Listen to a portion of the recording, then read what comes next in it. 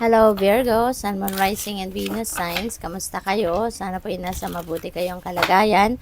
Welcome back po sa Star Tarot. Kung bago kayo dito, welcome din kayo. Thank you for your support. I truly appreciate it. God bless you all, Virgo. Paunang mensahe po ninyo ay Three of Wands. Ayan. So, this is an implementation stage, no, ng inyong mga plano. Kung dati, sa Two of Wands, na concretize nyo na yung inyong mga plano, yung mga iniisip ninyo. Ngayon, divine timing na ito. At you're about to implement, no, kung ano man ang mga pinagplanuhan ninyo. Swerte din, no, babalutin kayo ng swerte sa ngayon, kaya napakaganda. It is also a time for adventure, no, for movement, for pasyal, for coming out of your comfort zone. So, ngayon din, no, panahon din ito para mag-ano kayo, para maging exciting, kumbaga, ang life. So, may travel din ang iba sa inyo dito, no? Maybe you're going to travel abroad, pwedeng ganun. What else? Maaaring an adventure na yan, no? Travel abroad. Four of Wands, ayan. So, meron ditong celebration. Meron kayong mga biyaya siguro, achievements, accomplishments na isi-celebrate ninyo with your loved ones, with your family and friends, or yung ganon. Pwede rin na meron ditong reunion, no, na magaganap. Baka merong okasyon na isi-celebrate, kaya magkakaroon kayo ng pag-imbita sa mga magkakamag-anak ninyo, sa kapamilya ninyo, yung ganon. We have 10 of Swords. Ayan. So, dito naman sa 10 of Swords, this is ending and beginning energy, no? So, meron ditong mga tatapusin kayo. Meron kayong mga bagay or sitwasyon na tutuldukan dito. And these are the things na hindi na to, yung parang hindi na to nakakatulong sa'yo, bagkos mas lalo lang kayong nalulungkot, mas lalo lang kayong, kumbaga, nadadrown, no? Lalo lang kayong nadadrown sa negative feelings and emotions dito sa Ten of Swords. Kaya, sa ngayon, you're going to put an end to this. Pwedeng relationship ito, Virgo. Pwedeng relationship ito na you are going to put an end. Not necessarily na relationship ninyo ito with your person, kasi baka meron din kayong sitwasyon dito with kamag-anak, 'di ba? Mga kamag-anak ninyo na alam mo 'yon, hindi naman naghahatid na magandang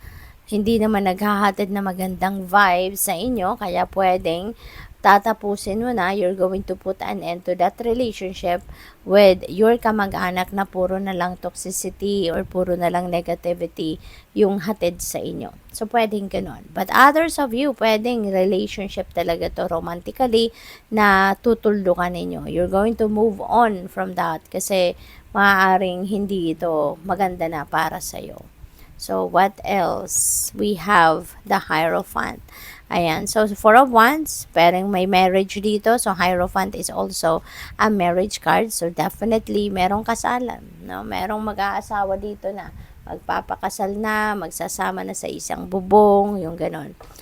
Pwede rin na ang iba sa inyo rito is mag-aaral, no? Pwedeng mag-aaral online or magbabalik school, formal studies ang gagawin, or pwedeng kayo yung teacher, diba? Pwedeng kayo yung someone na nag-i-impart ng inyong knowledge, no? Academic knowledge man or hindi. So, maybe kayo din yun, no?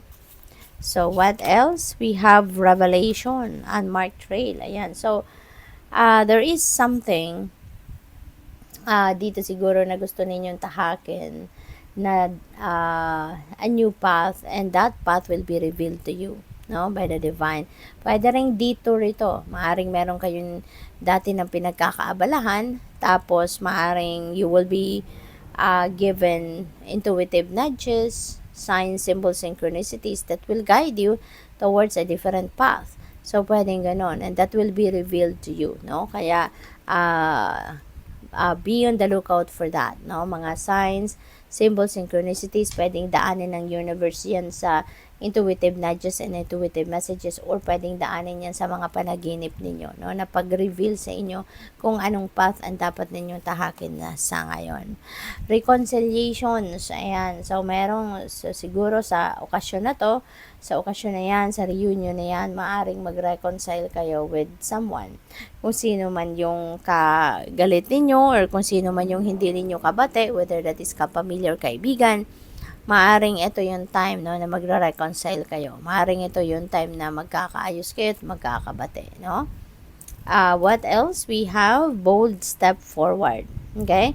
You take a bold step forward. So, siguro, kailangan ng iba sa inyo sa ngayon na na maging matapang, 'di ba? Maging matatag kayo, maging matibay ang inyong dibdib sa pagharap sa mga bagong oportunidad, no? Maybe yung path na i-reveal sa inyo ng universe sa ngayon could be, requiring you to take that bold step forward, no? Maging adventurous kayo siguro sa path na to. So maybe this is something na gagawin ninyo na kailangan ninyong lumabas sa inyong comfort zone, no?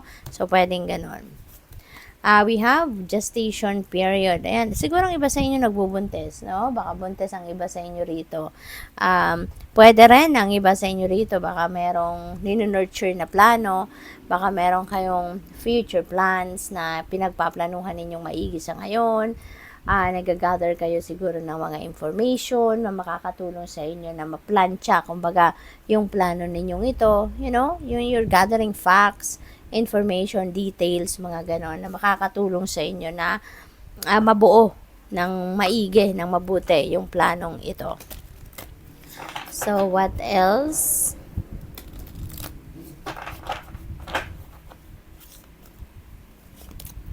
We have protection. Ayan, you may need to protect yourself or protect your valuables. Pwedeng ganon. Protect your plans, no? Protect your dreams. Meron ganon. Kasi, be careful, no, with what you share sa ibang tao. Kasi, maaring yung mga tao na yan, no, pwedeng gamitin yung impormasyon na ibibigay mo, na ikikwento mo, against you. Diba? You never know kung sino yung honest at hindi. Malalaman mo kung sino yung loyal sa iyo or hindi, sino yung sincere at hindi, 'di ba? You never know. Endurance, ayan, so kailangan mo na alagaan ang inyong sarili, no? Alagaan ninyo ang inyong physical body. Kailangan ninyo na magpalakas, no? Kasi maaring marami kayong ginagawa, marami kayong obligasyon, responsibilidad. So importante, no, na you are always in good shape. What else? We have healing. Ayan. So, ito napakaganda. Kasi, maibabalik na ninyo yung endurance ninyo, yung physical health, yung vitality ninyo that will be back, no? Kasi meron ng healing energy na paparating, no? So, maaring kayo'y nagdadasal talaga for healing. Maaring ito na, bibigyan na sa iyo ng divine universe ang healing powers niya, yung healing energy, no, para maging maganda na ang inyong pakiramdam. What else?